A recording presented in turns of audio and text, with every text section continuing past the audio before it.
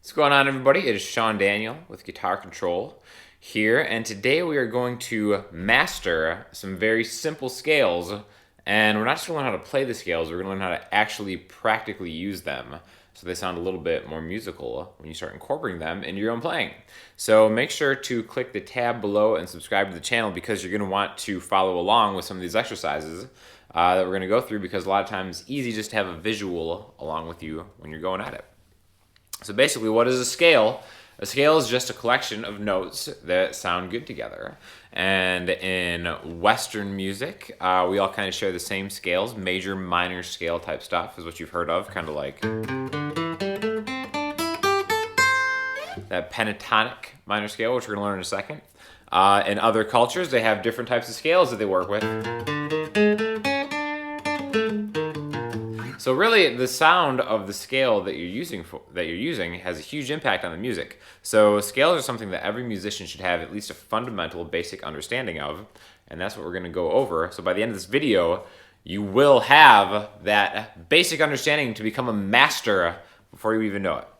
So we're going to start with the pentatonic scale. Okay, so all that is a 5-note scale, and maybe you've even seen it before. The one we're going to use is going to be the A minor pentatonic. All that means is we have a root note from the scale, an A, and then we have a shape, a hand shape that we kind of use to go over this. And this is something that guitar players have an advantage over because we can work in shapes, and scales are a little bit easier to see in positions and shapes, all right? So when we start on this A, the 5th fret on the E string, low E string is an A, okay? We're gonna do a thing where every finger gets its own fret. So your pointer finger is responsible for the 5th fret, your middle finger is responsible for the 6th fret, your ring finger is responsible for the 7th fret, and your pinky is responsible for the 8th fret. In fact, a really great warm-up that you can do just to kind of like work on your reach is just to do every single fret on every string, just like that, and go forward and backwards, right? Now, a lot of people will tell you that like forward and backwards is the way to go, which is definitely true, but a lot of what we're going to be working on today is going to be changing directions mid-scale, all right? So first, let's just rock out these notes in the A minor pentatonic, and we're going to do 3 strings at a time. We're going to work on the low strings first, and it's going to sound like this. Okay, really easy. Now the frets, like you'll see on the tab, are 5-8 on the E string, 5-7 on the A string, 5-7 on the D string, okay? So, now one thing you'll notice when I'm playing is a lot of beginners have a tendency to kind of like come straight down and then switch like this. Silly mentality. That's one finger at a time. Very short-sighted. What we want to do is we want to do it where we can smoothly go forward and backwards. So after I have my pointer finger on the 5th fret, and I'm grabbing that 8th fret with my pinky, I'm not taking my hand off the fretboard and going down to the next string and then doing the same thing. I'm actually kind of rotating. Like if you look at my arm, which again, I'm exaggerating this, so it's not like you move your arm every time you switch strings, but I'm kind of getting leverage on that. So my pointer finger is going from here, and then I'm just kind of rolling it down when I change strings. And this will actually really help with your speed, because if you leave this string and it sounds like this, that's like really kind of messy, sloppy sound. We want to start tightening it up. And once you start kind of gliding over the strings from string to string, you'll notice that your playing is getting cleaner, it has a tighter sound, and it's just going to be a more enjoyable experience for all those involved. So, we've got the 5th fret on the E string, the 8th fret on the E string, down to the 5th fret on the A string, the 7th fret on the A string, the 5th fret on the D string, and the 7th fret on the D string, okay? So what we're going to do is we're going to break these 6 notes into numbers. We've got the first note of the scale, the second note, the 3rd note, the 4th note, the 5th note, and the 6th note. 1, 2, 3, 4, 5, 6. And we want to be able to fluidly go forward 1, 2, 3, 4, 5, 6, 6, 5, 4, 3, 2, 1. But what's going to be a more musical exercise is to start playing around within these 6 notes and just doing kind of different combinations of them. So maybe the first one we can do is a 1, 4, 5. Okay, so we take the first note, we're going to skip the second and third notes, go right to the fourth note there, and then up there.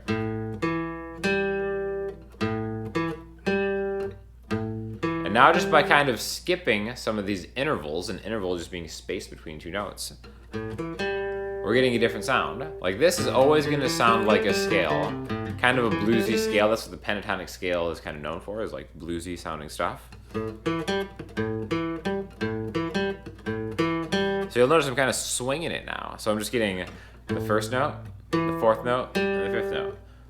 First, fourth, fifth, first, fourth, fifth, first, fourth, fifth, first, fourth, fifth. Now, the timing of it is totally up to you. You just want to be able to do it smoothly. It doesn't matter how fast you're going at first. It doesn't matter how slow you're going. It's just whatever is comfortable and clean.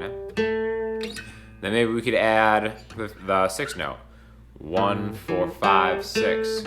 And then the second time we're going to go around, this is the one that's going to be on the tab. 1, 4, 5, 6, 1, 4, 2. 1, 4, 5, 6, 1, 4, 2.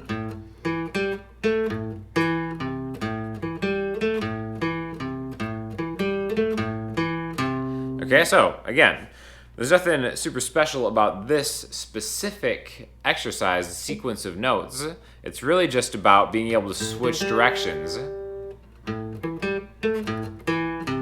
inside of it. You can do any combination of numbers. In fact, if you want to just draw random numbers out of a hat, the numbers 1 through 6, you can come up with cool patterns. Maybe you want to start with 3, 3, 4, 2, 3, 4, 2, 1, 6, 5, 3, 4, 2, 1, 6, 5. A lot of cool different combinations you can get with just the lowest 3 strings. We're going to do the same thing now with the highest 3 strings to continue on in this pattern, in this position, okay?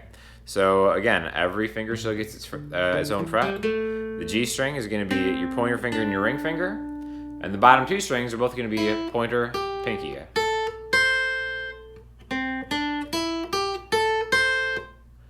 Index, ring, index, pinky, and then backwards.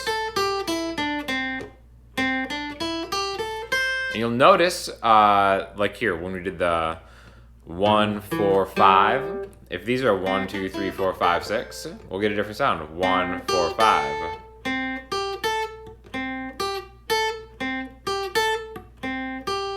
The same thing, notice how I'm not lifting and moving. I'm kind of just rotating a little bit to get my fingers to where they need to be. Okay? So we've got 2 positions, or well, we're thinking of breaking this one position into 2 parts, the low part and the high part. I think that when you're first starting out with scales, thinking of a position across all 6 strings can be a little much, and you're not really getting the focus that you need to out of your practice. So that's why I really like kind of setting up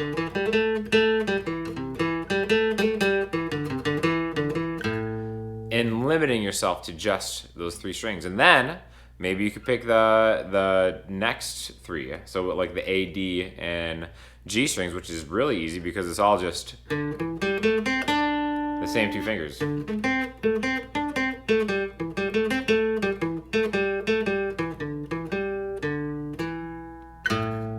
back to the beginning, okay? So I really like breaking up little pieces of chords and working within them, all right? So this is just going to be the A minor pentatonic. And again, that comes from that root note. The beautiful thing about this is you learned one shape, but you actually learned 12 different scales because there's 12 different notes. So the note that comes after A is A sharp. We can do the same thing, play the A sharp minor pentatonic scale using the same hand pattern that we just did. And everything you did before is going to sound great, but now we're in a different key. Do the same thing. The next note is a B. Now, wherever our root note is, that's going to be responsible for the name of the scale. Okay? So, I want to go over one more scale, and we're going to make it a little A little more interesting, and we're going to use the major scale as an example, okay? Major scale is probably something you've heard of millions and millions of times in your life without even being aware of it. If you've ever heard do, re, mi, fa, sol, la, ti, do, like that, that is the major scale just on a guitar, okay? And it's really the same thing as the pentatonic scale, except we're adding 2 notes. So if you remember the first 3 strings that we did on this, it was 1, 2, 3, 4, 5, 6. We're gonna do the same thing on the major scale, 1, 2, 3, 4, 5, 6, 7.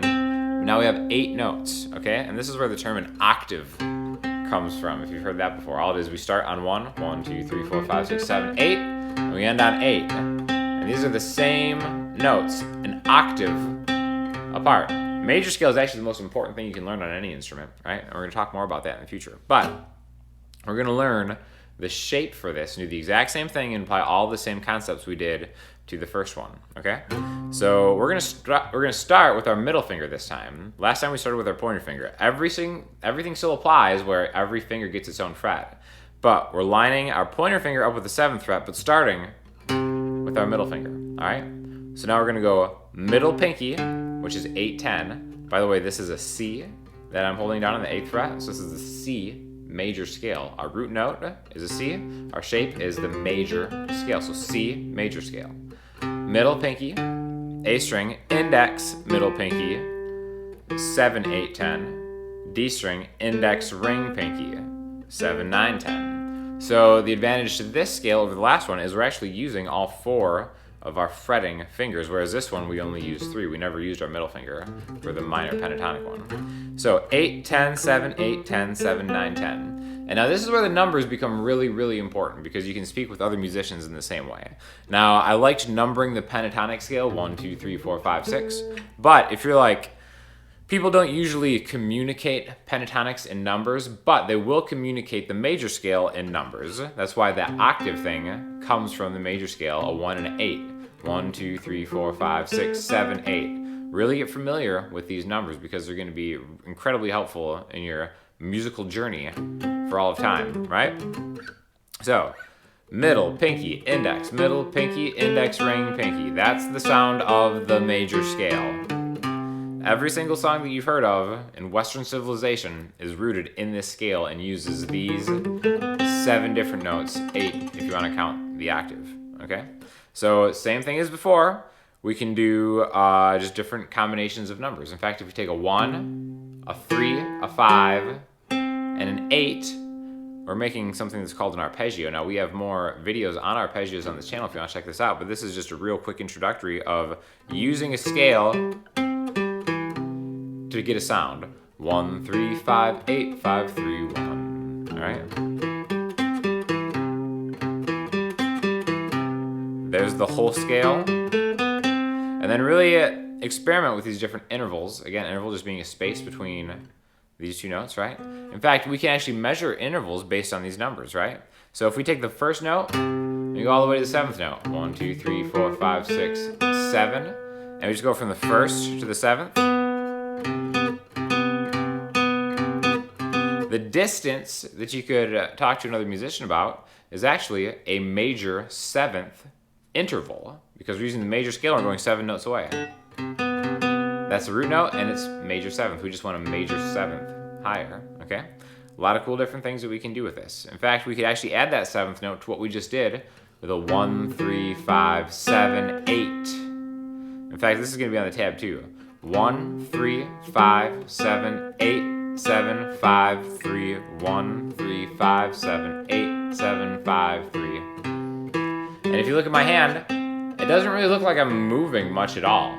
It's a really, it's a very smooth, seamless kind of exercise that you're not going all around and kind of like always having to check your hand, check where it is on the frets and so on and so forth. So really kind of get used to those fingers being in that position. And then we're gonna do the highest 3 strings just like we did with the other one. So again, all the rules still apply, all the fingers are in the same spot. We're gonna go pointer, ring, pinky on the G string, 7, 9, 10. Middle pinky on the B string, and then on the high E string, index, middle, pinky. All right, so again, on the G string, index, ring, pinky, B string, middle, pinky, high E string, index, middle pinky.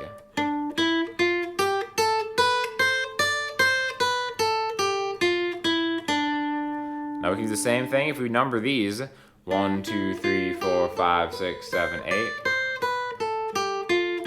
We can still just start combining different numbers. We could do a 1, 2, 3, 4, 5. 1, 3, 5, 1, 3, 5, starting here. Same difference, right? So once you have each of those 3 groupings of strings together, then you can start combining them into one entire shape.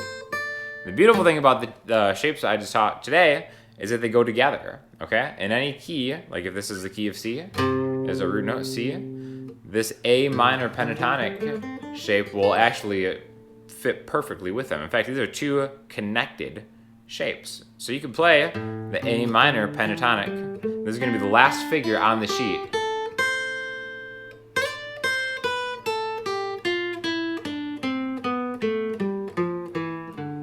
See how I connected those? I started going up the A minor pentatonic, sliding 2 frets higher, and then going backwards through the C major scale. Now again, there's nothing really musical about that exercise right there. It's just a way to familiarize yourself really well with 2 shapes. What I want you to do is start experimenting and kind of playing in one shape. You could do that little riff that we did in that shape, and then take it down into the next shape. So we have 2 shapes to work with that you can just jump in between and get your fingers used to kind of taking up this much of the fretboard, which is a huge chunk, right? So you're already on your way to mastering it just by learning 2 shapes that are totally movable in any position, okay?